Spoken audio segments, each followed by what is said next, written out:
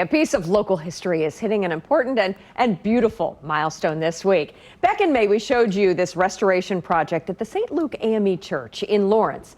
Congregation formed way back when, 1860, and this building is now just over a century old. And tonight, KCTV5's Nathan Vickers is live for us there to show us the latest piece to be restored to its original beauty, and we can't wait to see it in the evening hours here. Hi, Nathan.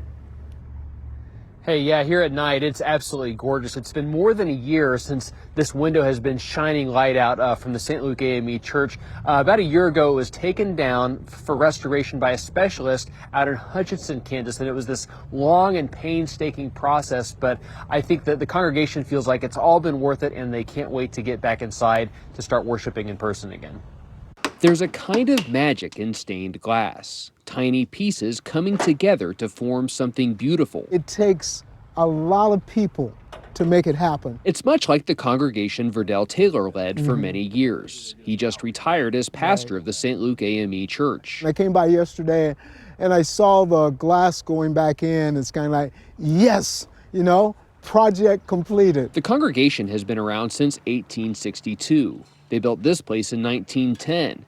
It was at the center of the civil rights movement for decades. The poet Langston Hughes used to attend services here when he visited Lawrence. It's just amazing to get it back to that grandeur. But restoring it was a challenge. It's a love for this art. Scott Hofer's custom stained glass company in Hutchinson removed the windows for restoration more than a year ago, damaged by decades of wear. They were very rough. They were missing a lot of pieces. They used glass from the original manufacturer in Indiana, but finding an exact match was a challenge, especially during the pandemic. We had to send them samples, and it took forever. The windows are the crown jewel of a $280,000 restoration project led by Stan Hernley, a local architect. It's been a long time that the windows have been out, and to get them back in is really exciting. He and the congregation have been working on this for nearly 2 decades, raising money in the Lawrence community to see it through. It has a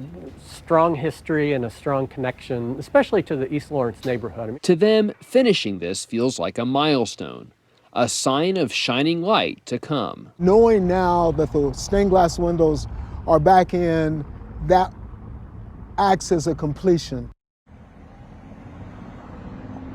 During the pandemic, the congregation has been meeting virtually, but when they come back, and they'll be able to worship in person again very soon. Now, the church still has a little bit more work left on it. They're doing some work to make some of the entrances and ramps a little bit more accessible, and they're also doing a little bit more work on the interior of the church.